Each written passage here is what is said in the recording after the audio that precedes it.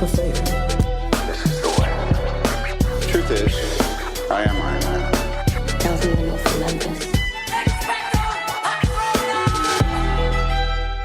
Hello, friends, critics, and non-critics. Welcome to the Film Optix podcast, brought to you by the Drive-In Podcast Network, where we discuss film, TV, and everything Hollywood related. I'm your host, Christian, and I'm always joined by my co-host, Devin, the man himself. And in this episode, we have a lot to break down for you, starting off with our Marvel's What If episode 2 review, and diving into some hot Hollywood topics later on after that. But before we begin today's discussion really quick, you can listen to our podcast on platforms around the internet. And if you're a new or seasoned listener to the show, we'd love to hear from you guys. Follow us on Instagram and Twitter at Film Optix. That is Optix with an X, to stay in the know. Devin, what's up, man?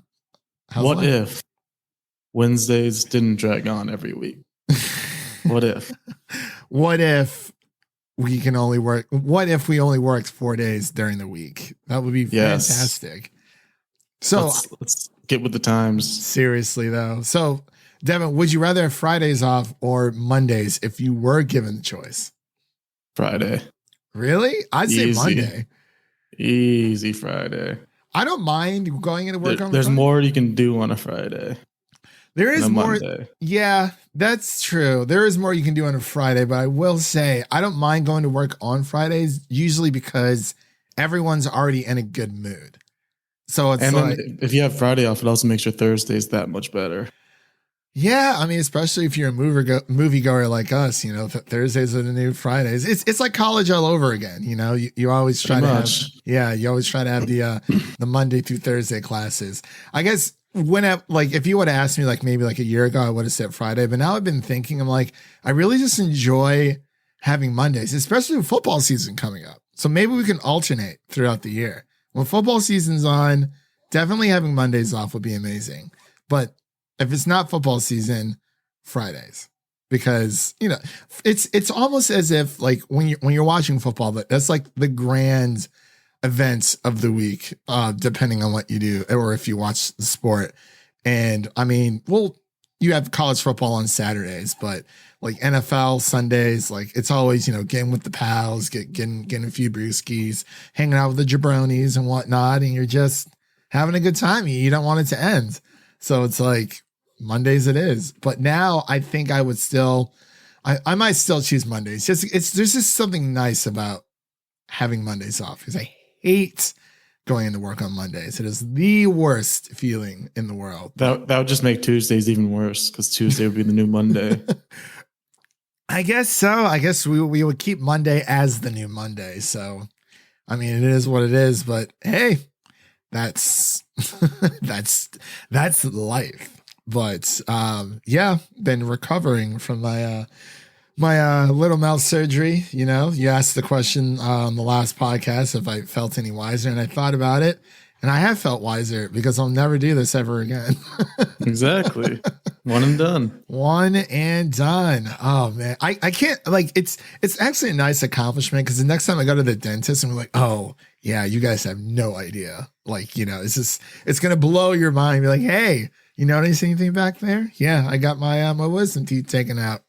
You're welcome. Well, they're the ones actually nagging me about it, and I just kept putting it off forever. But you've had a good week, though? Just hanging out? Yeah? Yeah. Yeah. Been solid. You buying Cyberpunk 2077 for $10? I hear that's on sale. I have it on PC. No need. That's right. You didn't. The only place it's playable. The only that should be their new slogan. The only place it's playable. I like that a lot. But yeah, man, oh man. So Devin, let's dive into our first review of the episode, or actually our only review of the episode. We have What If T'Challa Became Star-Lord, aka Wakandan in Space. It's going to be amazing. So we're going to dive into that right after this short break. Space. reality. It's more than a linear path. It's a prism of endless possibility. Well, that doesn't sound ominous at all. So a bit of a disclosure. Me and Devin already saw this episode a week ago. Thanks to Disney for allowing us to watch the first 3 episodes in advance, kind of just, giving us a little taste of what's to come. We were definitely supposed to record while we had those, but it's like so much stuff came up and whatnot, lives get in the way or whatever. But man, episode 2, definitely a different approach, different breath of fresh air from episode 1.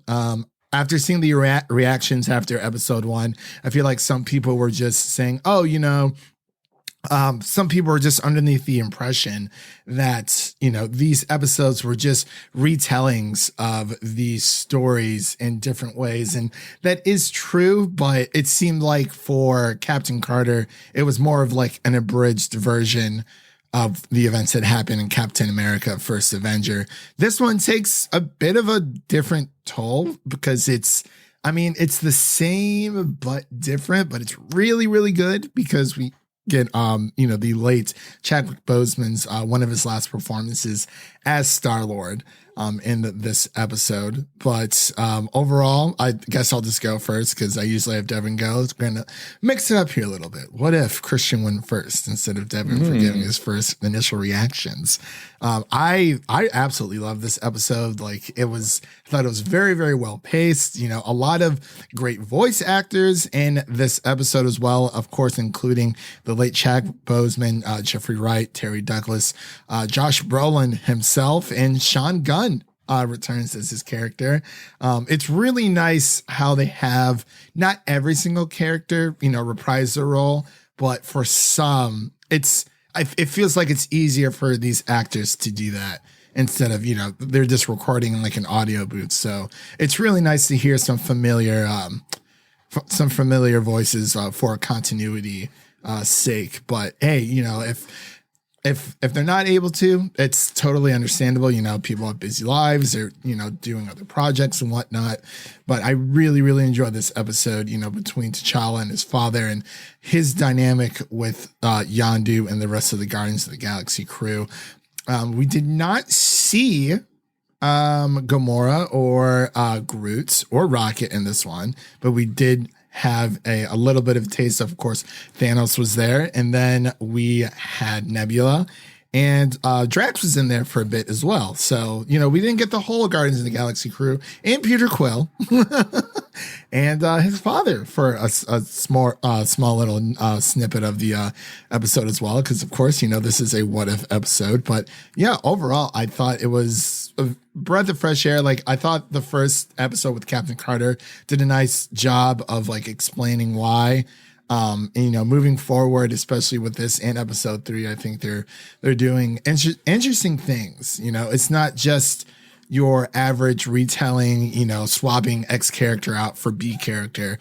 But overall, I really did enjoy this episode. It's my favorite one so far. What about you, Devin? Oh yeah, this one was a banger for sure.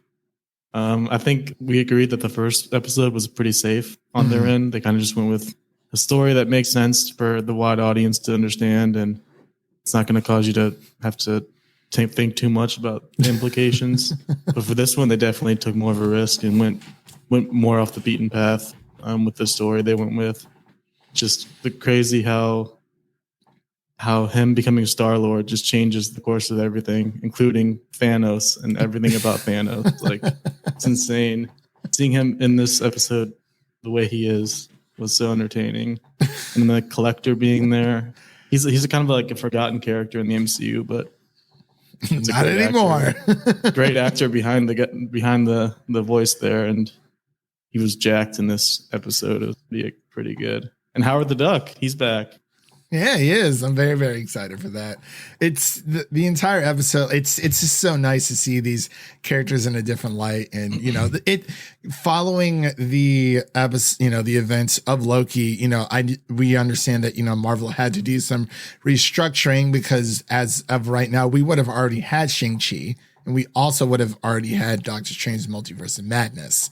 But it seems the way that the puzzle pieces are falling, it actually makes more sense for everything to kind of happen the way that it is now, at least story wise, because, starting off at the beginning of the year, we had WandaVision, even though Falcon and Winter Soldier was supposed to happen first. I feel like with both of those, well, no, I feel like WandaVision made more sense to go first because that happens a few weeks after the events of Endgame, and then Falcon and Winter Soldier happened a few months after, if I'm not mistaken. It really does seem like it's working out perfectly the way that the schedule ended up falling for them, because you get WandaVision right out the gate. It makes sense based on the timeline. It was right after Endgame. And then you get Falcon and the Winter Soldier. It's kind of its own pocket story.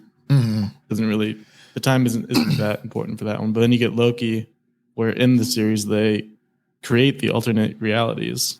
And that sets it up perfectly for What If. Yeah. And then that also, throws into, maybe we are missing a little bit with Doctor Strange's Multiverse of Madness because we're going to be getting, hopefully, supposedly, Spider-Man, No Way Home, not Far From Home. Sorry. God.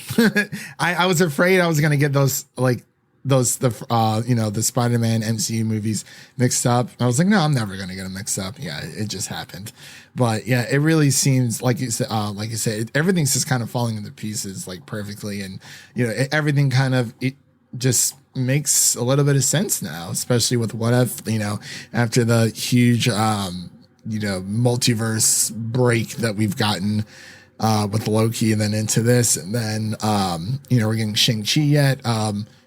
Next, which I've been hearing very glowing reviews about, by the way, and RIP wanted to thank Disney for inviting us to go, but we weren't able to due to work circumstances. But hey, there's always next time. And yeah, between Shang-Chi and then we got, some Eternals supposed to be dropping this year as well. So it's I'm interested to see where Shang-Chi and everything else Eternals and all the stuff fits in to What If. But going back to the episode itself, I imagine this does definitely hit hard home for a lot of Black Panther fans, a lot of Chadwick Boseman fans as well. It being, his last performance, definitely not. I don't think this is his last performance ever. There's been some misleading headlines going around, it seems like, because they're just kind of using the quote, tomorrow's episode, What If, is his last performance ever. Well, no, it's not. Yeah. There's more episodes. Yeah, definitely a few more episodes because, these don't really seem like one and done, but I don't know how many episodes this is supposed to be. I think it's 12? I think we covered this last time. I'm drawing a blank right now. Season 1 is 9. That's right. It's 9. It was supposed to be 10, but they cut one short due to COVID. And then we also have, who else appears in this episode? Just small. And of course, T'Challa's father, King T'Chaka. I believe that's the same. The voice actor is. Yeah, all the actors are voicing their characters except Rex. And I guess that was a miscommunication between Marvel and Drax. Yeah, I mean, he said he wanted to, but I mean, I'm sure he'll show up in another one. It's just I feel like, I like Drax, but he had one line. Yeah, he was literally a passerby interaction. The most important ones to get were obviously Chadwick, Josh Brolin as big one. Thanos. Imagine someone else as Thanos. That would just. Or Nebula for Karen Gillian. We got blonde Nebula now. Yeah, Hello. with both functioning eyes. I love. But before we get into spoilers, I wanted to kind of stop myself there for a second. But yeah, it is really this episode is really, really, really great. Coming out of the gate, the first scene of Guardians of the Galaxy with Star-Lord, we get with King T'Challa, him stealing the orb and whatnot, and his interaction with the other bad guys, I guess you can say, and kind of how they worship him and whatnot, and that was just one of the best interactions they've had so far, and it's I'm just absolutely loving this animation style as well. Like it's not over flashy. Like it's exactly what it needs to be. And I know a lot of people are kind of like off-putting by it because it kind of reminds you of like that cell shaded, kind of like how the like original like Hulk was, like one of the video games with Hulk. I can't remember which one. Or like if you've played any like Dragon Ball Z or like Naruto games, anyone out there listening, you know what I'm talking about. Kind of like the cell shaded graphics, but this seems a little bit more refined. But the lighting is so good. Yeah, and honestly, just some of the still images I've been seeing laying around. You know, I've had a few different what if banners on my Twitter posts, and like they just look vibrant and just like really, really attractive. It's really, really good stuff. But yeah, like this episode is really, really killing me, and I feel like we should just get into spoilers because at this point, why not? So, ladies and gentlemen, that is your first spoiler warning if you have not seen episode 2 of What If on Disney Plus. Again, that is your second spoiler warning for episode 2 of What If T'Challa became Star-Lord. So it's kind of like two what ifs in one, because it's also what if Thanos was a changed man. Technically, or it's kind of like a changed 3. Titan. Yeah, changed Titan, and then we also have, our Star-Lord, our mainline Star-Lord from the MCU. You know, his father finds him instead of, the whole thing kind of starts off with, T'Challa, he wanting to see the world and, kind of wanting getting out of Wakanda, and his father telling him that it's just, it's a super dangerous world out there, and there's nothing but blood, violence, and betrayal. And, as Yondu and his crew are looking for Peter Quill, they accidentally go, pick up Wakanda, T'Challa because of the energy ratings they were giving from, from Wakanda and, the secret civilization. Yeah, I love how Kraglin was like, he's got the 2 ear holes, the 2 sea holes, the 1 talk hole. I love it. I love how Yondu was like, does this look anything like Star-Lord? Does this look anything like Peter Quill to you? And it's like, obviously, it's like a young, like, white kid versus a black kid. And I love it how the rest of the crew is like, well, they all look the same to me. Like, 2 ear holes and whatever you just said. I really like how they went down that route. Definitely something very special, but it was just kind of funny how like it was like a low-key light like race joke in a way, but like it was playful. It's like, okay, clearly these two do not look the same. So I don't know how you confuse him with him. And then they go into, well, this is where the most, like, our energy readings were picking up the most signals. So this is where we came. So like that makes total sense. And then, it kind of goes through everything, and T'Challa's missing for 20 something years, and it cuts 20 years later. Yeah. And it kind of just, it shows him as a Ravager, but he's like an honest Ravager. It's like he's the Robin Hood of this universe. And he's been able to convince Thanos that his idea of genocide is not the way to go. Only T'Challa could pull that off, just using his word. Yeah, and I love it how like Josh Thanos was saying, he's like, T'Challa here kind of talked me out of it, made me see it in a different way, and there's other ways to save the universe, but he like low key makes those like under jabs where he's like, but I mean, I still think it's efficient, Yeah. And, I mean, the thing is, it even makes sense for it to be T'Challa, because if anyone knows how to manage resources for a community and survive, it's him in Wakanda. Yeah, that is very true. I just love it. He's like, well, I'm pretty sure it's still genocide. He's like, I mean, yeah, but it's still efficient, like whatever. Like he's still, it's the way they made Thanos just like a big buddy cop character. Like, yeah, that's so good. Yeah, it's just your big friendly goofball now. Yeah, the way that he keeps playing off like, oh, he's like, hey, yeah, my idea was bad, but you gotta admit, like, it was still work kind of thing. Like it's always that kind of like small foreshadowing thing, but it's like everyone's heard it so many times and they act like it's like the worst like butter the joke, like, beating a dead horse type thing. And I absolutely loved it. I thought it was hilarious. And then, we get Nebula, like we said before, she has both eyes, but like she's got a mission. She's got a mission. And, one of her eyes are still covered. You still don't know until, I forgot who brushed back her hair. I'm drawing a blank, but I saw it twice since we had watched it. So did you watch this a second time or no? Yeah, I watched it today. Yeah, you watched it. It's okay. Yeah. I definitely had to rewatch the third one because I was kind of like out of it with my surgery with that one. But yeah, overall, they're trying to, I guess you could say restore balance, or not restore balance, but feed the rest or majority of the universe or portion of it with the devil's breath. Not devil's breath. I'm sorry. That's from Spider-Man PS4. It's kind of like a seed type thing. I'm drawing. Yeah, I don't know what they were calling it, but it's basically just a way to like replenish food for people. Yeah. And stealing it from the collector. That entire mission was just really, really cool. And how they. Yeah, I love how the collector, like Thanos steps down. He's not really the big bad guy anymore. So the collector's like, hey, I'll try to take over. And he got jacked. He tried. He tried. He did get all buff and everything, but it's just not good enough. Not good enough. And I love it how, it's nice to see T'Challa in this way, especially with everyone else, because he is a thief, but it's like he's an honest thief in a way.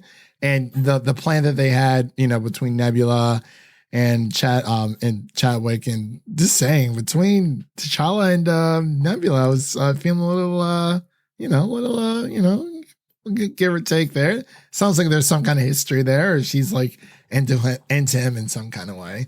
I was like, oh, okay. I really just love these like Elseworld stories. It's just such a breath of fresh air and gives you like a different perspective on certain characters, especially more established ones. And yeah, I mean, the whole entire heist mission was great. And I love Thanos fighting his former. I guess it wouldn't be former in this universe, but his underlings. Yeah, the Black Order. That was really awesome. It's so cool. It's like, oh yeah, like just the ideas that they come up with. Like, I really hope they, continue down this road, because we were rooting for Thanos for once. Like, it's crazy. Yeah. When they were like, don't be crazy, he was like, I'm not. I'm just mad. I was like, no, there he is. It's the same dude. And it's like, all right, how much has this guy actually changed? But yeah, we find out that, yeah, because I think everyone was expecting him to turn on everybody at some point. Oh, for sure. But like I said, the jokes, like the underlying jokes, he was like, he kept hinting at it, but it's like, no. It's like, no. It's like, yeah, like you changed my mind, but this, I still think my way would have been pretty nice.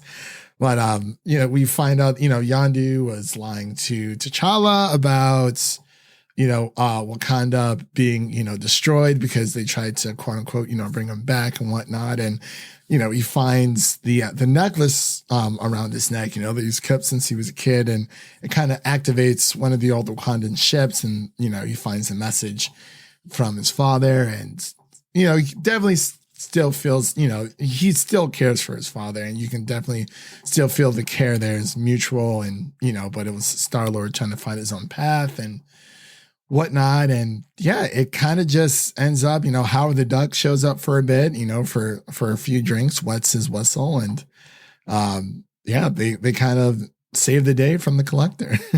Yeah, and then in this alternate reality, Ego is probably the new Thanos.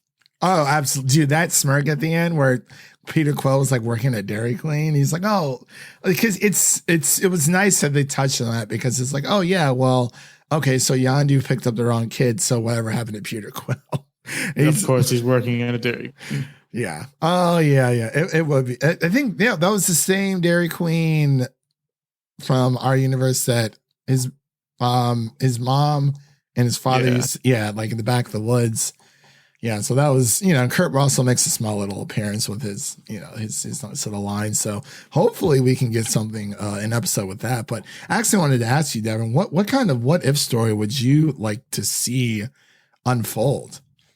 I don't think I ever asked you. I've not even thought about that, because there's endless possibilities. Yeah, that is true. I had one, I think Leo from Geekly Goods had asked me a few weeks ago, and I think mine was what if my God, Vision never would have died. Like if Shuri would have been able to successfully remove the Mind Stone from Vision without destroying Vision, because that was like the original plan. I don't know if they would ever go into something like that, because that's more of like a specific situation, not a like, I guess like a character swap thing. But I don't know. We'll have to wait and see. So it seems like they're definitely giving us some very interesting storylines. Like we saw like a zombie like Avengers poster that they posted. I'm wondering if that will probably be episode 4, because it's definitely not episode 3. Let's say that right now, but that's about all we can say for that one. But yeah, then I think saw one like within the poster framing with Spider-Man as Doctor Strange, which I think would be pretty cool, or Spider Strange. Yeah, I think the Doctor Strange episodes are going to get pretty crazy. Oh yeah, and we see Doctor Strange, and I wonder what he will become. That'll be very, very interesting. So I don't know. I like how it's not just a character swap where it's like, I mean, for the first one, it kind of was between Peggy and Steve. Not a lot changes in that universe. Yeah, not a lot changed. But in this one, it definitely did. Like, I mean, yeah, it was a character swap, but it's like only like one-sided. It was, T'Challa becoming Star-Lord, but Peter was, like we said, working at a Dairy Queen. Like, he doesn't even know what Wakanda is or anything like that. So I like how it's not just like a character swap as of that. It really is like portions here and there, kind of like changing up characters. But yeah, it's been a great ride. Definitely can't wait to rewatch episode 3, because like I said, can't remember too much from what I remember. It's pretty dark. It's pretty dark from what I remember. But yeah, let's get into the scores here and move on to our Hollywood topics. Devin, what would you give What If episode 2? Give it a big ol' A. Yeah, I think I'm right there with you. Definitely, with Chadwick Boseman's performance, and also a nice little nod for Marvel for putting in the in memoriam type thing towards the end. That was really and nice. It's nice that he gave his all. Like, you can tell some of these actors are just kind of mailing it in just because I don't know, it's just a small voice role for them, but you can tell he was going all in. Oh, absolutely, for sure. Which he always did. Yeah, literally every any role that he had, it was great. Just I'm talking to you, Sebastian Stan. That performance last week. Yeah, not your best work. I was like, is that really Sebastian Stan? I was like, I guess it is, but I'm like, whatever. But I mean, with Peggy Carter, it was cool. I really did like it. Like you said, it was a nice little intro to everything. So yeah, so A's from both of us for, episode 2 of What If. Definitely can't wait to see what's in store for next week and the weeks to come. But now we're going to shift over to some Hollywood news. Just a few little news topics to kind of round up the show for you guys, to let you guys know what's going on in the world of film and TV. So we'll be back with our topics right after this short break.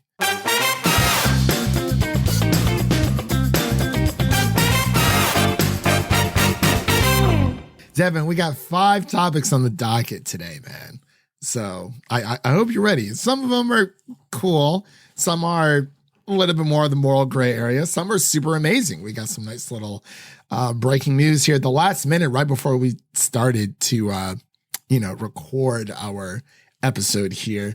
But first up on the list, let's I guess we'll just get into this one with Denis Villeneuve. For those of you who don't know who he is a film director, mostly responsible for movies like Blade Runner 2049 and Arrival. And of course, if you've ever seen Prisoners, very, very good movie. Definitely one everyone. Oh, yeah. It's really, really good. Yeah. Definitely suggest everyone to check that out. But we're talking about Dune today. Not specifically Dune 1.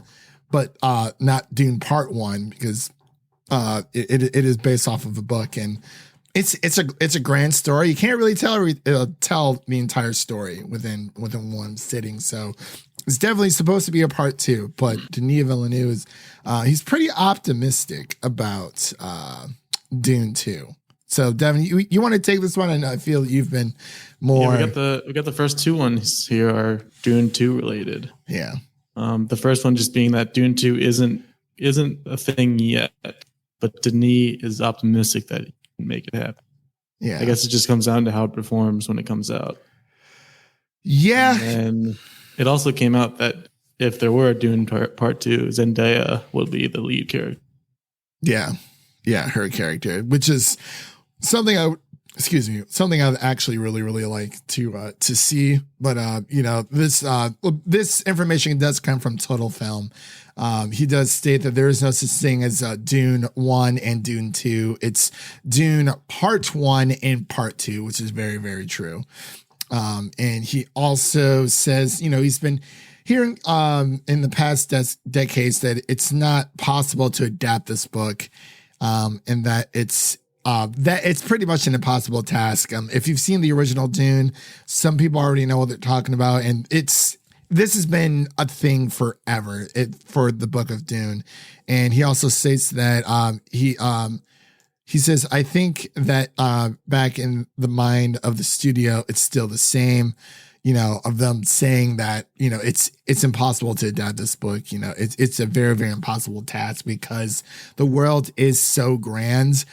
And it kind of makes me wonder why, if Warner Brothers really believed that, why didn't they make Dune into a TV show instead? Like a big budget TV show, much like Game of Thrones, or the upcoming The Witcher season 2, or the new Lord of the Rings movie. It really makes me wonder why. So box office numbers won't be as quite of a clear indicator of success as they once were due to COVID. And in the US, with Dune being released on HBO Max and theatrical simultaneously, which Denis is not a fan of. No, he is not. And this is his quote that he kind of commented on that, saying that, first of all, the enemy of cinema is the pandemic. That's the thing. We understand that the cinema industry is under tremendous pressure right now, as is a lot of industries out there. So he says that I get. He also says the way it happened, he's still not happy about, which for those of you who don't know, Warner Brothers, aka AT&T, pretty much made the decision earlier this year to release their entire 2021 slate of films and on HBO Max and theatrical release day and day, which kind of blindsided a lot of these actors, actresses, and directors, the whole shebang. He's not exactly happy about the way it happened, but he says to watch Dune on a television, the best way I can compare it is to drive a speedboat in your bathtub. For me, it's ridiculous. It's a movie that has been made as a tribute to the big screen experience. So, well, I mean, he is rightfully, upset and whatnot. I don't necessarily think that just because you're watching something on your TV doesn't automatically make it bad, because everyone does like to experience things a certain way. Like, I mean, even with my mom, she used to love going to the theaters. She is, she is vaccinated, but she's not super crazy about the idea of going to the theaters just yet, or possibly ever. We watched the Suicide Squad, when she came out last weekend, and she really, really enjoyed it. And she says she just enjoys more of the home experience. So for her, the big experience on the big screen doesn't really, matter all that much. But I wanted to get your thoughts, Devin. I know I've been rambling here for a bit. So yeah, I mean, it just comes down to the preference for the person, but I definitely see where he's coming from. I mean, to get blindsided like that for a movie that has already had a tough history and needs all the help it can get. Not even tough history. Denis has had tough. I mean, he's made some incredible movies, but a lot of his movies haven't really been box office, I guess you could say, successes, but they have Blade been. Runner's 2049 did not make a lot. No, it did not. And a lot of people love that movie, but that's like pure sci-fi. Like this isn't Star Wars or anything like Avengers esque, because that you can throw that into the sci-fi mix as well. But yeah, I mean he has every right to voice his disconcern. We'll see what happens. It doesn't look like Warner Brothers is going to budge, but it seems like they are taking the right steps for next year to have all of their films released in a 45-day theatrical window first before hitting HBO Max or any other video on demand service. So we'll just have to wait and see, man. But definitely, we're going to be definitely seeing this on the big screen ourselves, and I might take a jab at it on at home at some point, but after I've had my big screen experience fix, as I usually do. So I don't know. We'll just have to wait and see. Speaking of big screen experience, we got one coming up here. Ooh, do tell. Shang-Chi is coming up, and there were some comments made about the film that definitely ruffled some feathers. Disney CEO was quoted calling the film an experiment. Yeah. And Simu Liu, the star, among others, were not happy with that. No, they were not. As they should be. Yeah. And I think him using the word experiment was not the best idea, because they kind of did the testing with waters with like another Asian-led film, which was Mulan. As say what you will about the movie, it was more of like a Disney Plus premiere test in a way. But yeah, a lot of the actors, especially Liu, he commented saying that, we're not an experiment. We are the underdog, the underestimated. He continued by saying, we are the ceiling breakers. We are the celebration of culture and joy that we preserve after an embattled year. We are the surprise. I'm fired. And he said, I'm fired the fuck up. I'm fired the fuck up to make history. On September 3rd. I do apologize there. That was kind of weirdly worded, but yeah, he's not he's not wrong. Like I gotta say, Disney CEO Bob Chapek, watch out. I mean, Kevin Feige is right there, just ready to take over your whole role. Honestly, yeah. He's already conquered Marvel. There's nothing stopping him from taking over Disney. That is very true. And also depends on, if Kevin Feige wanted to go down that route. Some people are comfortable where they are, and Kevin Feige having the reach that he does, it is really, really amazing. But it's just, I don't know, Bob Chapek, just kind of choose your words wisely next time. I mean, like, I see what you're saying, yeah, experiment, but like, even if it is, I wouldn't just come out and say that, because there has been a lot of heart and soul put into this movie, and it's getting a lot of great reactions. We know people have seen it already, and they've said nothing but good things, and we know people are seeing it tonight as well. So yeah, it's good on them, and I am fired the fuck up about watching this as well. Yeah. Like, and apparently it was shot in IMAX as well. So I guess that's I'm sensing a bit of a trend, because you definitely know Dune was shot for IMAX. Was not expecting Suicide Squad to be shot for IMAX, but a lot of these superhero movies, they definitely want the IMAX experience. But I wonder if they're trying to do more of the IMAX experience to get more people to go there, to get just a little bit extra more money out of people's pockets. You know what I mean? I don't know. think it's that they just want a better experience. I mean, there's also that, but yeah, I mean, IMAX ticket costs around like $21 depending on where you live. But I don't know. It was just more of a thought there. But yeah, let's move on to our next story here. We have Venom. From one dumb quote from a company to one possible dumb decision from Sony. Yeah. Always making bad decisions. Seriously, dude. I am, I guess I can't really call this much of a loss, because to be fair, this is more of a rumor. Yeah, Nothing yet, but people are saying Venom 2 could be delayed again after just being delayed to October. Yeah. If it's the case, why even give it a date that if you're just going to push it back again?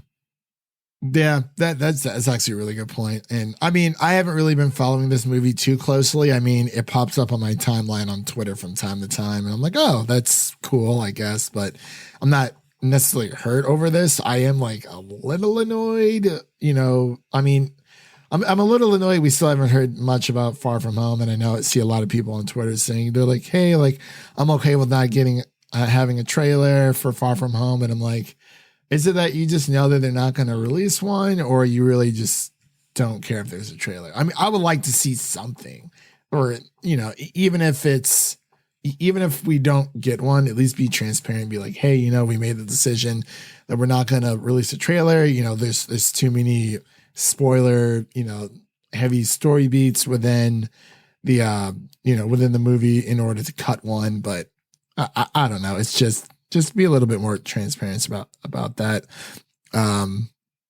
But yeah, I mean, Venom 2, I mean, if it gets pushed back, it gets pushed back. If not, I mean, I'm not really crazy about that, but, and you know, amidst the Delta variant spikes as well, it's very, I guess it's likely, but I've also heard that like Sony was saying, you know, people need to get vaccinated or else the movies are never going to come out. But like, you can't hold a movie forever.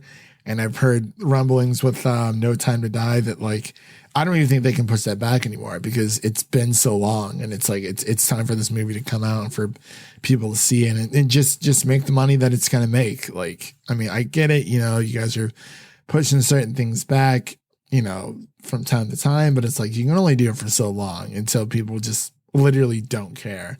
And this one's been jumbled around a lot for a while as well. And I don't know. We'll just have to wait and see. But are you excited for Venom 2 at all?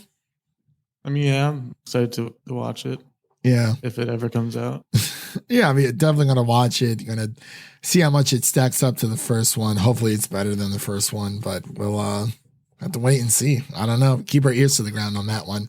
But amidst all this delays and controversy about films and theatrical releases and streamings and delays, we have some good news for everyone. This news just dropped earlier today. It looked like Anthony Mackie has closed the deal to star in Marvel's Captain America 4. I remember this coming out like soon after the finale for Falcon and the Winter Soldier, I think.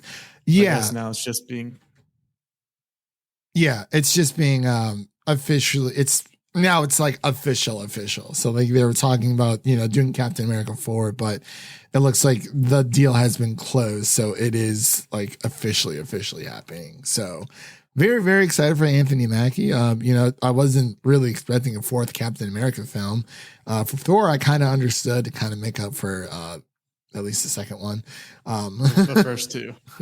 The first two. Yeah. But yeah, do you think they'll make a fifth Captain America movie or kind of just end it on 4? Who knows? Maybe we'll get Captain Carter at some. Yeah.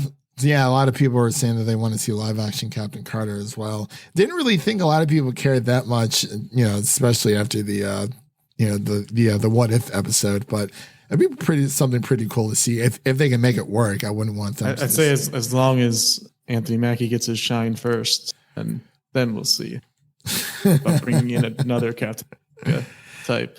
Yeah, or Captain Britain. There you go.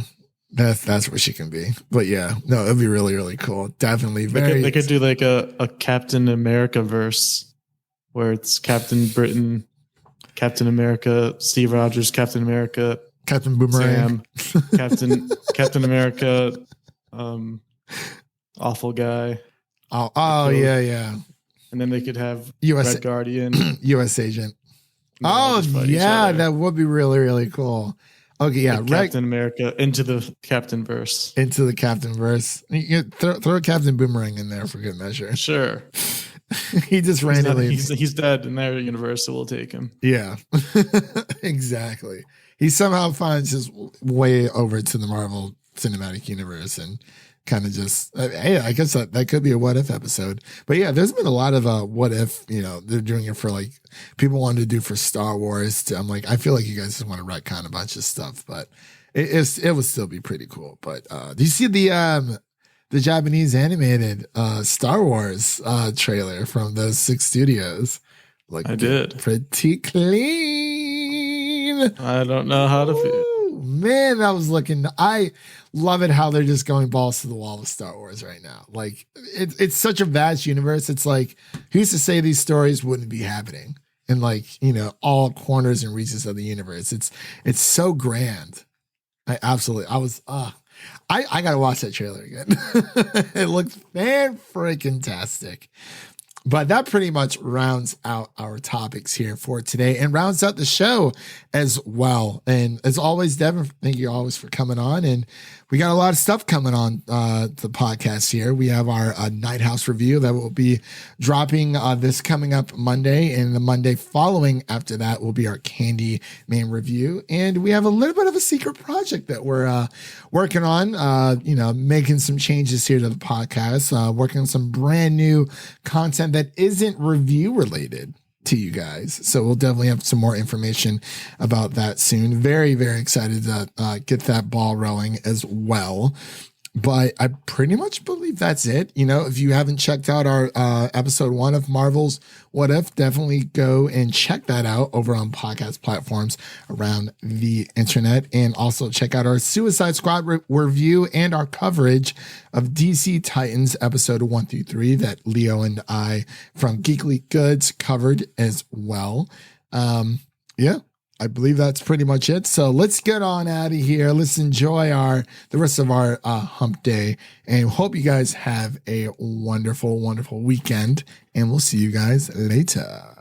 And that's a wrap for today. Thank you all for listening. And if you enjoy the show, leave us a 5-star rating and review on Apple Podcasts, and follow us on Twitter and Instagram to stay in the know. That was Devin. My name is Christian, and we'll see you guys next time.